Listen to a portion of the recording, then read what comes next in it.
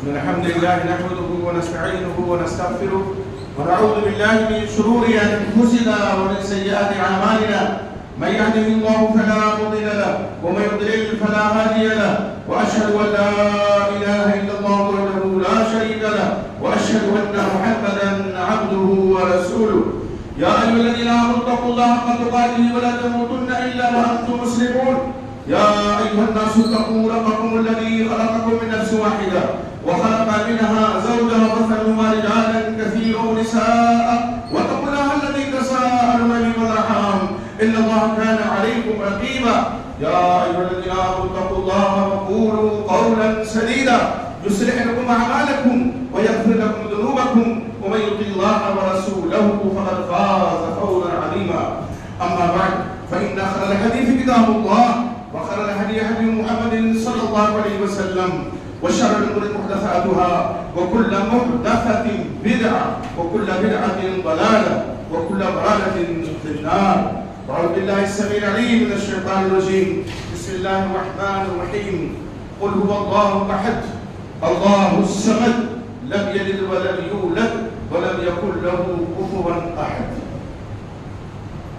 اللہ رب العزت کی تعریف و توصیف اور امام الانبیاء سید الاولین والآخرین امام اعظم محمد رسول اللہ صلی اللہ علیہ وسلم پر بے شمار درود و سلام کے بعد ہم مراد کی بات اچھی طرح جانتے ہیں کہ اس کائنات میں اللہ تعالیٰ نے ہمیں بھیج کر کے اپنی عبادت کا حکم دیا اور صرف اپنی عبادت کا. انسان اور جنات کا مقصد تخلیق صرف اور صرف اللہ کی عبادت ہے. قرآن میں اللہ تعالیٰ فرماتے ہیں وَمَا خَلَقْتُ الْجِنَّ وَالْإِنسَ إِلَّا لِيَعْبُدُونِ، یعنی میں نے جنوں اور انسانوں کو صرف اپنی عبادت کے لیے پیدا کیا ہے. تو ہمارا مقصد تخلیق اللہ کی عبادت ہے. انبیاء کرام علیہ السلام کا سلسلہ جو اللہ رب العزت نے جاری فرمایا اور اس کی آخری کڑی امام الانبیاء سید الاولین والآخرین امام اعظم محمد رسول اللہ صلی اللہ علیہ وسلم کی ذات گرامی ہے. تمام انبیاء کو اللہ تعالیٰ نے جو پہلا حکم دیا وہ یہی کہ وہ انسانوں کو ایک اللہ کی جانب بلائیں، ایک اللہ کی عبادت کا حکم دے. وہ حضرت نوح علیہ السلام ہو یا ان کے بعد دیگر انبیاء کرام علیہ السلام ہو، سب نے اپنی قوم کو سب سے پہلے توحید کی دعوت دی. حضرت نوح علیہ السلام کی قوم میں شرک کا آغاز ہوا. حضرت آدم علیہ السلام ان کے بعد شیس علیہ السلام، ان کے دور مسعود میں شرک نہیں تھا. یہ وقت یغوث یعوق سواع نصر جن کا ذکر صحیح بخاری موجود ہے، یہ بزرگان دین تھے، یہ اللہ کے کہہ لیجیے اولیاء تھے. جب ان کی وفات ہو گئی تو ابلیس لعین نے دھیرے دھیرے ان نسلوں میں شرک داخل کر دیا. آیا ان کی وفات کے بعد اور کیا پہلایا کہ یہ بڑے بزرگ تھے، نیک تھے، تمہیں بھلائیوں کا حکم دیتے، برائیوں سے روکتے تھے. اب یہ نہیں رہے تو اگر برائی کرنے لگو گے روکے گا کون؟ معروف کا حکم کون دے گا؟ تو ایسا کرو ان کا مجسمہ بنا لو. ایک نسل ایسے چلتی رہی. دوسری نسل آئی، آنکھیں جب اس نے کھولی تو گھر میں مجسمے دیکھے تاخوں میں سجے ہوئے. کہا تمہیں پتا ہے یہ مجسمے کیوں ہیں؟ کہا اور کہاں سے دیکھتے چلے آ رہے ہیں، جب سے آنکھیں کھلی ہیں دیکھ رہے ہیں. تو کہا ان کو وسیلہ بناتے تھے. تمہارے آبا و اجداد گنہگار ہیں، گناہوں میں لطمت ہیں، کس منہ سے اللہ سے التجا و فریاد کرتے؟ تو یہ ذریعہ وسیلہ تھے. بڑے نیک لوگ تھے، بڑے پارسا لوگ تھے، متقی تھے، پرہیزگار تھے. ایک نسل ایسے چلتی رہی اور پھر جب اگلی نسل آئی تو شرک میں داخل کر دی. شرک ایسے ہی آتا ہے. آپ صلی اللہ علیہ وسلم نے اس کی مثال دی، لہو دبیب کا دبیب نمل، جیسے چونٹی کی چال ہوتی ہے ایسے شرک کی بھی چال ہوتی ہے. آدمی شرک کا مرتکب ہو جاتا ہے اور اسے پتہ بھی نہیں چلتا. اور ظاہر ہے اسی شرک کے خاتمے کے لیے, توحید کو قائم کرنے کے لیے اور انسانیت کو صرف اور صرف اللہ کی عبادت کا درس دینے کے لیے انبیاء کرام صلی اللہ علیہ وسلم اس دنیا میں آئے. خود اللہ کے نبی محمد رسول اللہ صلی اللہ علیہ وسلم نے جو پہلی دعوت دی اس میں فرمایا یا ایھا الناس قولوا لا الہ الا اللہ تفلحوا. لوگوں کہو اللہ کے علاوہ کوئی معبود برحق نہیں ہے, تم کامیاب ہو جاؤ گے. کامیابی کی ضمانت لا الہ الا اللہ ہے. کامیابی کی ضمانت اللہ کی توحید ہے. تو اللہ کی توحید کی دعوت سب نے دی, تمام انبیاء نے, خصوصیت کے ساتھ ہمارے نبی محمد رسول اللہ صلی اللہ علیہ وسلم, جس کی پاداش میں آپ ستائے گئے, پریشان کیے گئے, صحابہ کرام کو ظلم و جور کی چکیوں میں پیسا گیا, محبوب الشہر مکہ چھوڑنے پر آپ مجبور ہوئے. تو توحید یہ سب سے بڑی نیکی ہے اور شرک سب سے بڑا گناہ ہے. شرک سے بڑا کوئی گناہ نہیں ہے. اللہ اور گناہوں کو تو ہو سکتا ہے معاف کر دیں, لیکن اللہ بڑے واشگاف الفاظ میں قرآن مجید میں فرماتے ہیں ان اللہ لا یغفر یشرک به ویغفر ما دون ذلک لمن یشاء. اللہ مشرک کو نہیں بخشے گا, شرک کرنے والے کی کوئی معافی نہیں, کوئی بخشش نہیں. آپ باقی جس کو چاہے اللہ بخش دے. تو سب سے بڑا گناہ شرک ہے اور سب سے بڑی نیکی توحید ہے. اور اسی کو ہمیں بھی حکم دیا گیا ہے کہ قیامت کی صبح تک اس پر قائم رہیں اور اس کی دعوت لوگوں کو دیتے رہیں. انبیاء کا سلسلہ ختم ہو گیا, نبوت و رسالت آپ صلی اللہ علیہ وسلم کی ذات گرامی پہ ختم ہو گئی, لیکن علماء, انبیاء, اولیاء تو ہیں اور رہیں گے قیامت کی صبح تک. یہ ان کی ذمہ داری ہے کہ لوگوں کو توحید کی دعوت دیں, ایک اللہ کی جانب بلائیں, ایک اللہ کی عبادت کا حکم دیں. توحید کی 3 قسمیں ہیں اور یہ تینوں قسمیں سورہ اخلاص, جس کی وجہ سے خلافت تشرف حاصل کیا, خطبہ مسورہ کے بعد اس میں بھی موجود ہے اور سورہ فاتحہ میں بھی موجود ہے. تینوں قسمیں, توحید ربوبیت, توحید الوہیت اور توحید اسماء و صفات. ہم جب کہتے ہیں الحمدللہ رب العالمین, تمام تعریف اس اللہ کے لیے جو تمام جہانوں کا رب ہے, اور اس کے بعد ربوبیت ہے, توحید ربوبیت. الرحمن الرحیم, اللہ کے اسماء اور صفات کا ذکر. اللہ یہ اللہ کا اسم ذاتی ہے اور الرحمن الرحیم یہ صفاتی نام اللہ کے ہیں. مالک یوم الدین, یہاں بھی توحید ربوبیت ہے. اور جب ہم کہتے ہیں کہ ایاک نعبد و ایاک نستعین, یہ توحید الوہیت اور جس کا دوسرا نام توحید عبادت ہے. یہ اقرار بندہ کرتا ہے. اسی طرح سورہ اخلاص میں دیکھیے قل هو اللہ احد, آپ کہیے اللہ ایک ہے, اللہ الصمد, اللہ بے نیاز ہے. اب دیکھیے قل هو اللہ احد, اللہ کا اسم ہے اور اسم ذاتی ہے. الصمد اللہ کا صفاتی نام بھی ہے اور اس میں توحید ربوبیت بھی ہے. اس کا جیسا کوئی نہیں, اس کے مثل کوئی نہیں ہے, کوئی کفو اس کا نہیں ہے, نہ وہ کسی سے جنا ہے نہ جنا گیا ہے, نہ کسی اس نے جنا نہ جنا گیا ہے. یہ اللہ رب العزت کی ذات کے تعلق سے, اور اسی لیے سورۃ الاخلاص کو کہا گیا حدیث میں کہ قرآن کے ایک ثلث کے برابر ہے. ہم سورہ اخلاص روزانہ پڑھتے اور سورہ فاتحہ کو ہم نماز میں پڑھتے ہیں, اور پھر بھی کتنے ایسے مسلمان ہیں جو توحید سے ناآشنا محض ہیں. توحید کسے کہتے ہیں وہ پتہ ہی نہیں ہے, شرک کیے جا رہے ہیں, توحید پہ قائم ہے, اللہ کی صفات میں دوسروں کو شریک کر رہے ہیں اور پھر بھی مومن ہیں. اور ایسی لوگوں کے بارے میں سورہ یوسف میں اللہ رب العزت نے فرمایا وما یؤمن اکثرهم باللہ الا وهم مشرکون, اکثر لوگ جو ایمان والے ہیں یعنی ایمان کا دعویٰ کرنے والے وہ مشرک ہیں, جن کو ہم اسی قرآن مجید کی آیت کی روشنی میں مومن مشرک کہہ سکتے ہیں.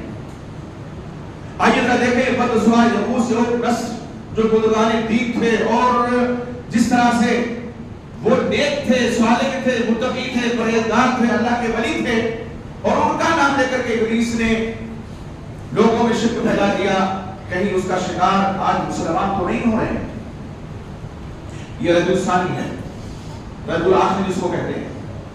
اللہ کے ایک ولی جید عالم دین شیخ المشائخ جن کو کہتے ہیں، کہہ سکتے ہیں شیخ عبد القادر جیلانی رحمہ اللہ رحمۃ واسعہ،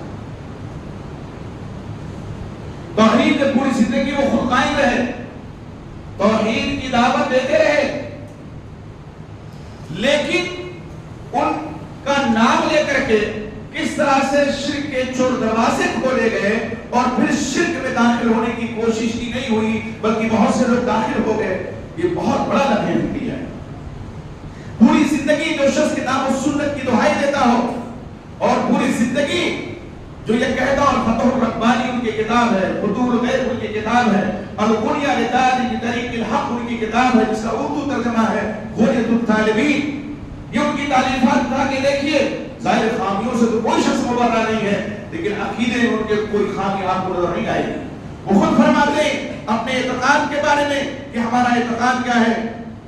علامہ ظاہر رحمہ اللہ نے سیر اعلام النبلاء میں ان کا یہ قول نقل فرمایا ہے کہ اعتقادنا اعتقاد السلف الصالح، ہمارا عقیدہ وہی ہے جو سلف صالحین کا عقیدہ تھا، وہ صحابہ اور جو صحابہ کرام کا عقیدہ تھا. صحابہ کرام کا عقیدہ کیا تھا؟ اللہ کے نبی محمد رسول اللہ صلی اللہ علیہ وسلم کی حیات طیبہ میں لوگ آپ سے دعا کرواتے تھے، آپ صلی اللہ علیہ وسلم کے پاس جاتے تھے، دعا کرنے کے لیے درخواست کرتے تھے. لیکن وہی مدینہ ہے، وہی مسجد نبی ہے، نبی اکرم محمد رسول اللہ صلی اللہ علیہ وسلم کی قبر اطہر حجرہ عائشہ رضی اللہ عنہا میں موجود ہے. قحط سالی آتی ہے، آپ کے عہد مسعود میں قحط سالی ہوئی، آپ جمعہ کا خطبہ ارشاد فرمانے کے لیے منبر رسول پہ تشریف لے جا چکے تھے. اتنے میں ایک آدمی کہتا ہے کہ ہلاکت الاموال وجاع العیال، اللہ کے رسول مال ہلاک ہو رہا ہے، بچے بھوکوں مر رہے ہیں، اللہ کے رسول دعا کیجئے بارش ہو جائے. آپ نے دعا کی اور مدینے کا افق پورا ایک دم صاف تھا، کوئی بدری نہیں، کوئی بدری کا ٹکڑا تک نہیں تھا، لیکن آپ صلی اللہ علیہ وسلم کی دعا بارگاہ الہی میں پہنچی اور شرف قبول سے ملا، اس دعا کو ملا. اور پھر ایک چھوٹا سا ٹکڑا نمودار ہوتا ہے، بخاری کھول کے دیکھیے، پھر پورے مدینے کے افق کو وہ بادل گھیر دیتا، مسلسل ایک ہفتے تک بارش ہوتی رہی. پھر دوسرا جمعہ آیا، وہی صحابی یا دوسرے صحابی، انہوں نے پھر اب سیلاب کی شکایت کر دی. مدینے میں آج بھی 2 مہینہ مسلسل نہیں تو زیادہ بارش ہوتی ہے، دسمبر اور جنوری کے مہینے میں، اور ٹھنڈک بھی خوب پڑتی ہے اور وادی عقیق میں سیلاب آ جاتا ہے. اب سیلاب کی شکایت، اس سے تباہی مچی ہے. آپ نے دعا فرمائی، اللہ نے قبول فرمایا اور بارش رک گئی. بیالی وہی صورتحال سیدنا عمر فاروق عہد مسعود میں پیش آتی ہے اور وہ کہتے ہیں اللہم انا نتوسل بنبیک، اے اللہ ہم وسیلہ بناتے تھے، ذریعہ بناتے تھے تیرے نبی کو. زندوں کا وسیلہ جائز ہے، اس سے معلوم ہوا تو بارش نازل فرماتا تھا. اب آپ ہمارے درمیان نہیں، آپ کے چچا ہیں عباس ابن عبد المطلب رضی اللہ عنہ، ہم ان کو ذریعہ بنا کرتے. عباس نے باقاعدہ دعا کی، استسقاء کی نماز پڑھائی اور اس کا دار بارش ہوئی. اگر فوج شدگان کا وسیلہ جائز ہوتا یا صرف وسیلہ میں کہہ رہا ہوں یا وہ بگڑی بنا سکتے، دوسرے لفظوں میں کہہ لیجیے تو محمد رسول اللہ صلی اللہ علیہ وسلم سے بڑھ کر کے کوئی ذات اقدس و مقدس ہے ہماری آپ کی اور اللہ کی نظر میں کوئی نہیں.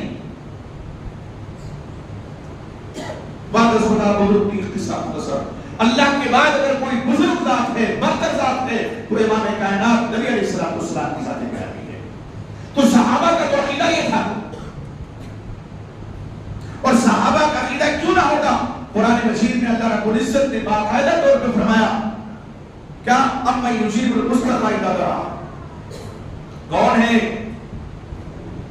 جو لاچار پریشان حال کی پریشانی کو سنے، قبول کرے، جب وہ دعا کرے اس سے ویکشف السوء اور اس سے مصیبت کو ہٹا دے، ختم کر دے. وَيَجْعَلُكُمْ خُلَفَاءَ الْأَرْضِ، کون ہے جو تمہیں زمین کا خلیفہ بناتا ہے؟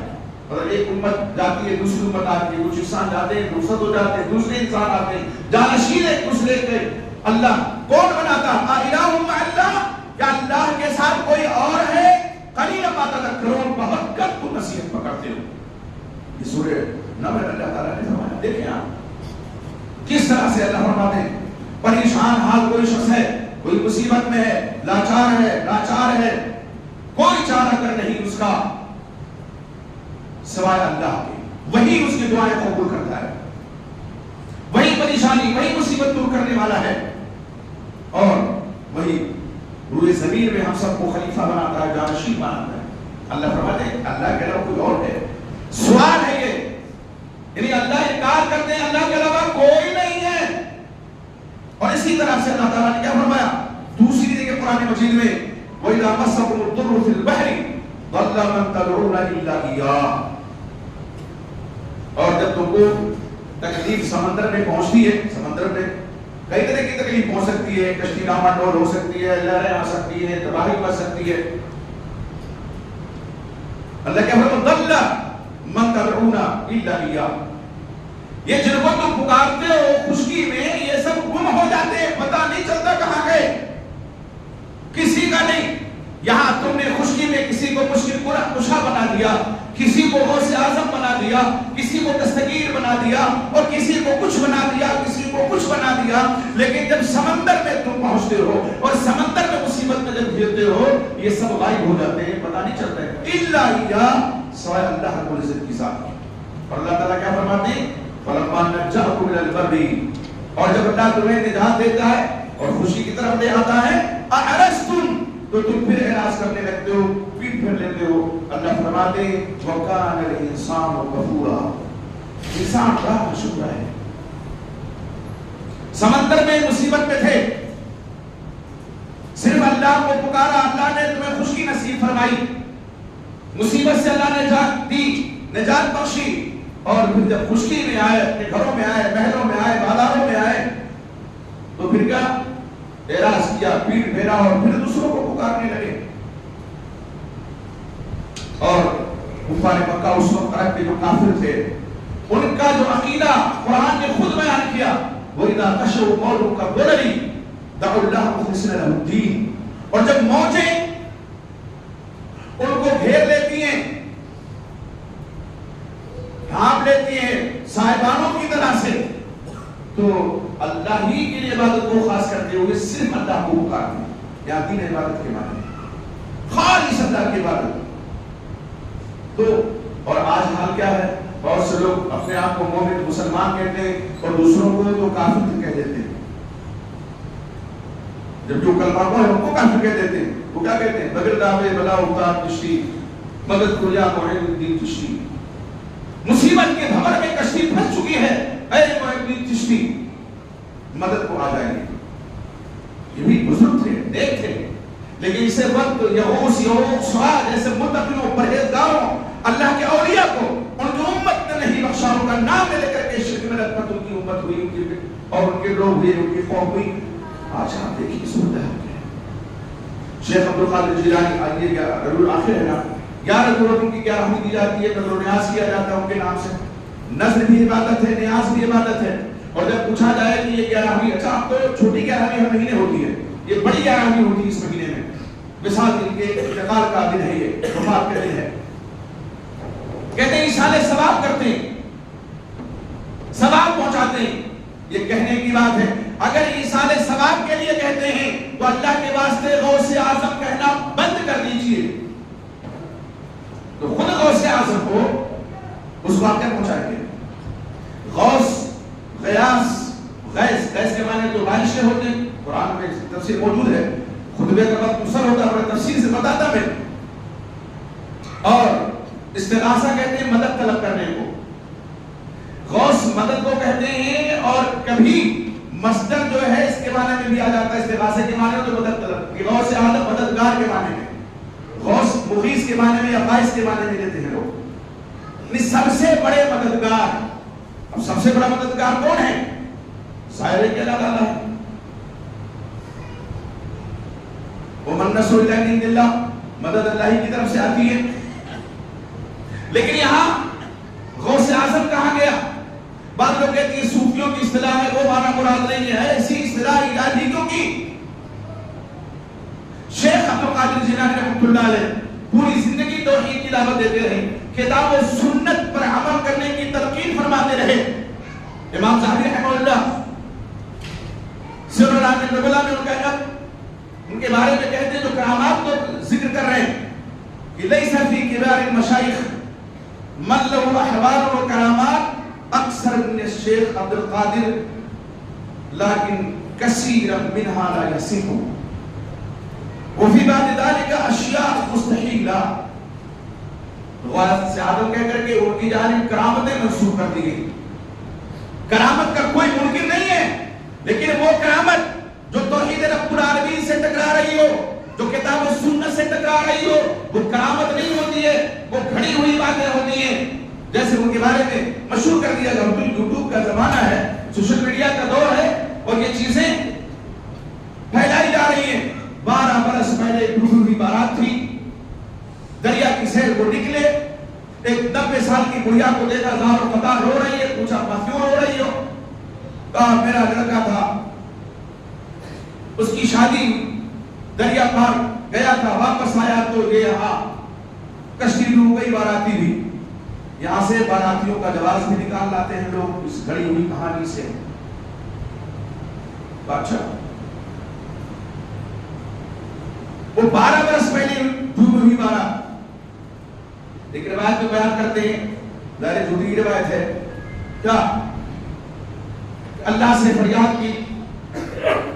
شیخ عبد القادر جیلانی رحمۃ اللہ نے انتظار کیا، کچھ نہیں ہوگا، اللہ میں کئی دفعہ آدمی لگا چکا ہوں، یہ تو اللہ تعالیٰ نے کہا. وہی کا سلسلہ ہم سمجھتے مت ہو گیا نا، لیکن اس حکایت میں لگتا ہے وہی کا سلسلہ پھر جاری ہو گیا. صحابہ رو رہے ہیں، سیدہ فاطمہ زہرا رو رہی ہیں کہ اب جبریل نہیں آئیں گے وحی لے کر کے، اور یہاں عالم کیا ہے، یہ اللہ سے باقاعدہ مخاطب ہیں. تو اللہ نے کہا دیکھو میں تو چاہوں کن فیکون کر دوں، کن کہہ دوں پوری کائنات بن جائے گی، لیکن یہ زمین و آسمان میں نے 6 دن میں بنایا ہے. اب ان لوگوں کی ہڈیاں رسڑ گئی، مچھلیوں کی خوراک ان کے گوشت بن گئے، تو کچھ تو وقت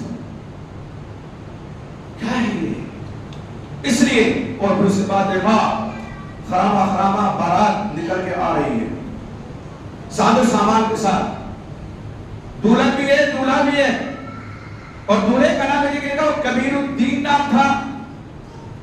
600 سال تک زندہ رہے، اور اس پر بھی حکایت بنائی گئی حکایت کہ ایک مرتبہ وضو کرانے کا شرف حاصل ہوا کبیر الدین صاحب اسی دولہا کو، جو کو دولہ شاہ بھی کہتے ہیں، ہمارے پڑوسی ملک میں گجرات ہے، وہاں دولہ شاہ کا مزار ہے.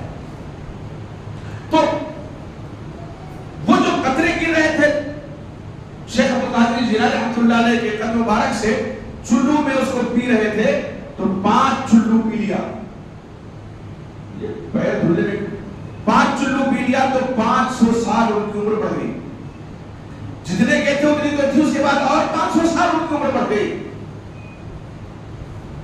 یہ ہے اسی طرح سے دھوبی کا قصہ تو سبھی جانتے ہیں. تقریباً منکر نکیر پہنچتے ہیں، سب سے سوال کرتے ہیں. ہمارے حدیث میں آپ نے بھی سنا اور پڑھا ہوگا، 3 سوال کو کرتے ہیں کہ من ربک، مومن ہے تو کہتا ہے ربی اللہ، ما دینوں کا، مومن ہے تو کہتا ہے دینی علیہ السلام، میرا دین اسلام ہے. مومن پوچھتے ہیں کہ من نبیوں کا، یا ماذا تقول فی ھذا الرجل، تو آپ صلی اللہ علیہ وسلم کا نام لیتے ہیں.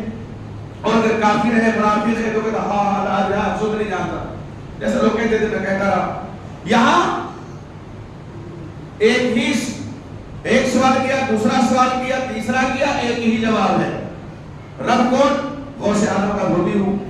دین کیا تمہارا؟ غوث اعظم کا دھوبی ہوں. اور پھر اس کے بعد تیسرا سوال تو غوث اعظم کا دھوبی ہوں. نبی صلی اللہ علیہ وسلم نے پوچھا، حیران ہے، اچھا یہ معلوم کہاں سے ہوا ہے؟ یہاں کو دفن کرنے کے بعد کچھ پتہ ہی نہیں چلتا کہ اندر کیا ہو رہا ہے. اور اسی لیے اللہ کے وسلم نے فرمایا استغفروا لاخیکم، اپنے بھائی کے لیے اللہ سے مغفرت طلب کرو، فإنه لا يسأل یسأل، ابھی سے پوچھا جائے گا، سوال کیا جائے گا، اور پھر مغفرت کی دعا ہم لوگ کرتے ہیں. پتہ نہیں اس کے ساتھ کیا ہونے والا ہے. مغفرت کی دعا کرتے تاکہ اس کی بخشش ہو جائے. اور یہاں کیا ایک 3 سوال کا ایک جواب. حیران ہے وہ. پھر اللہ سے انہوں نے عرض کیا اللہ یہ کہے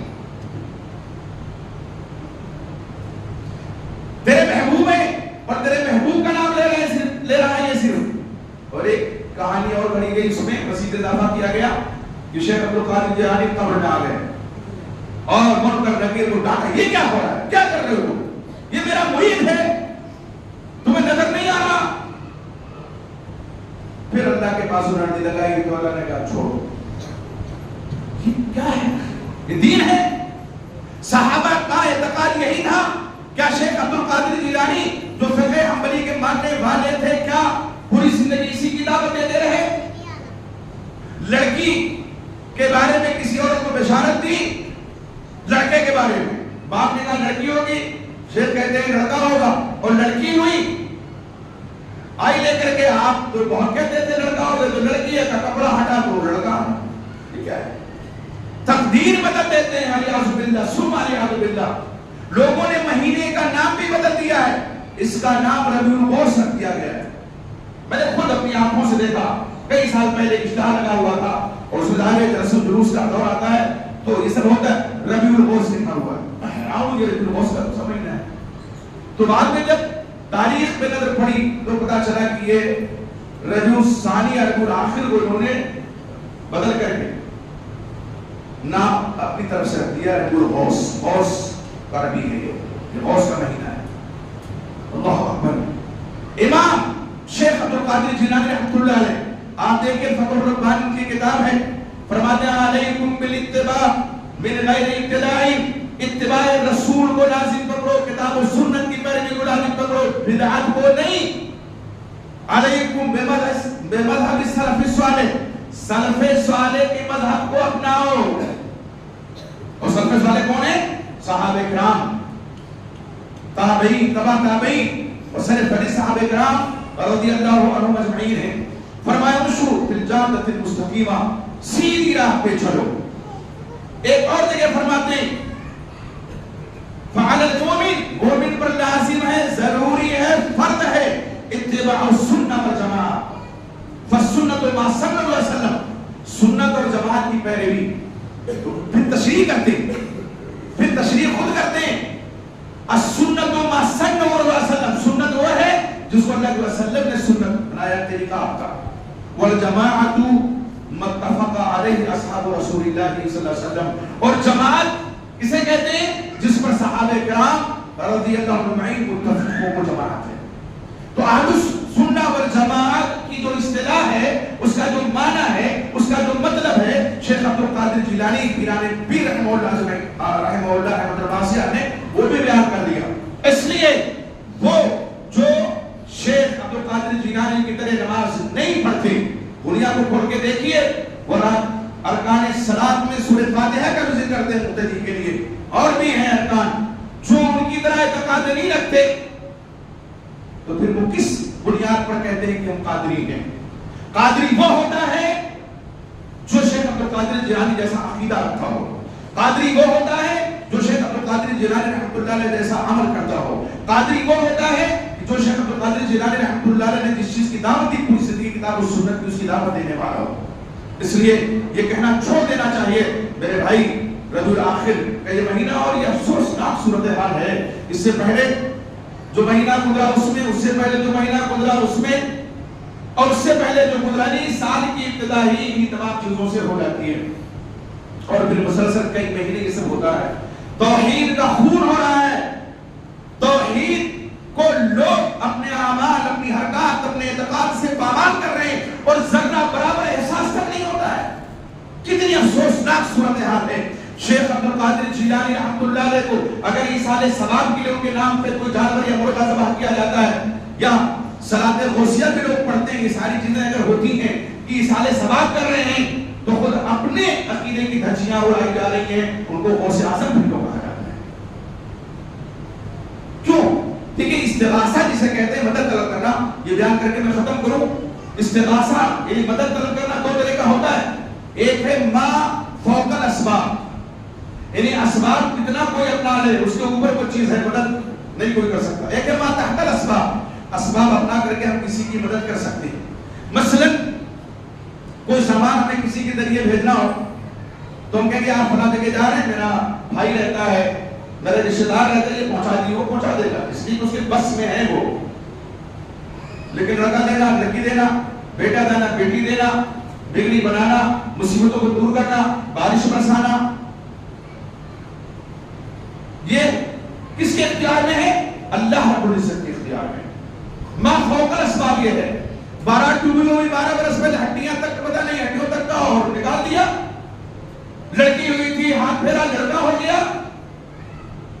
کیا ہے یہ کون سی توحید ہے؟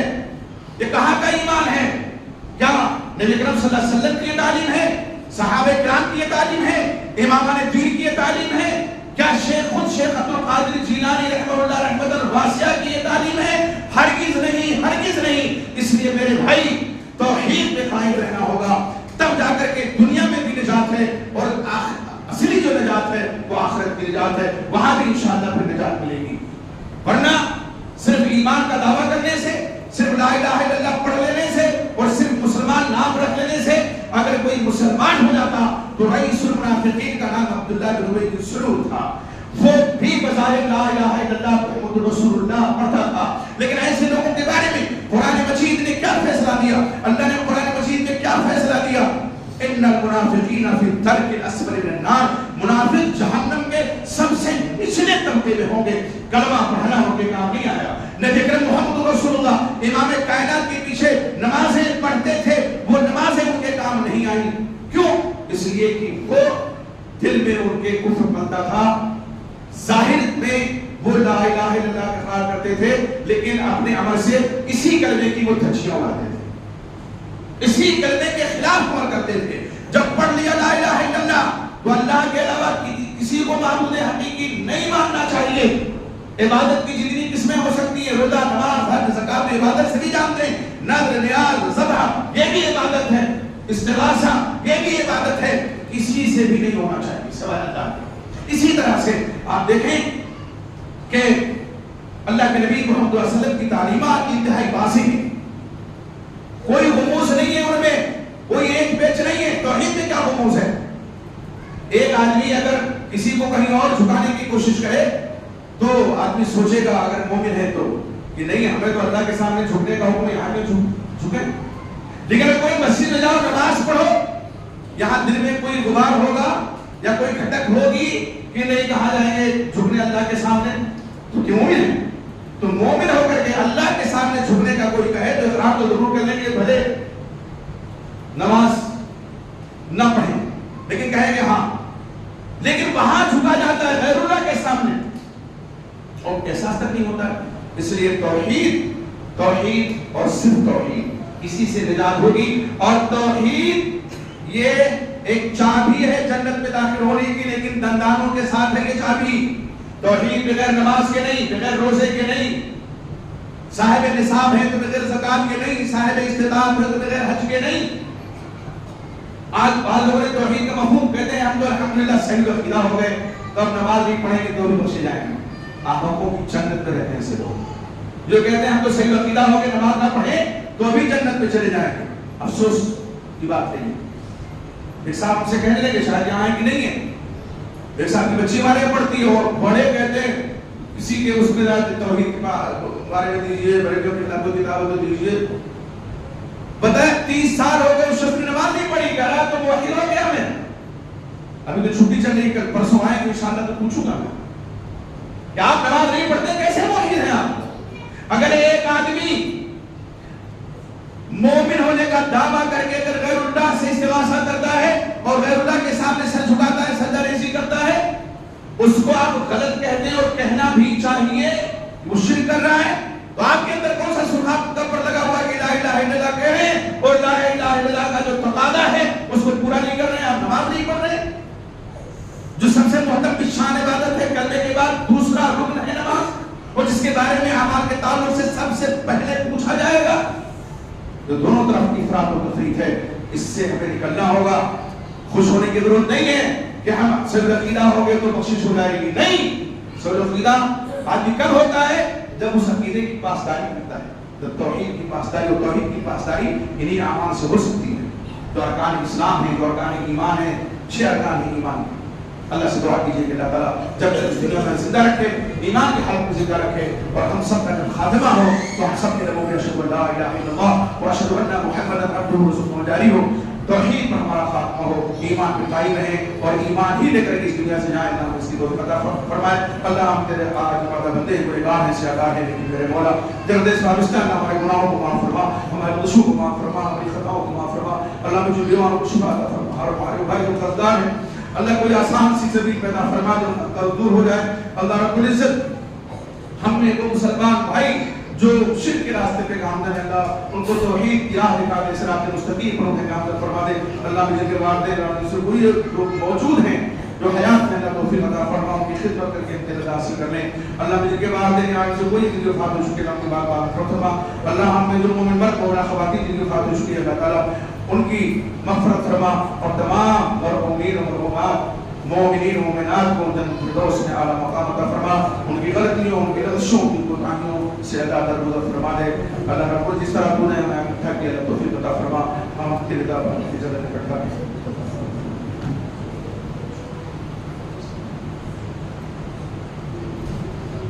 الحمدللہ.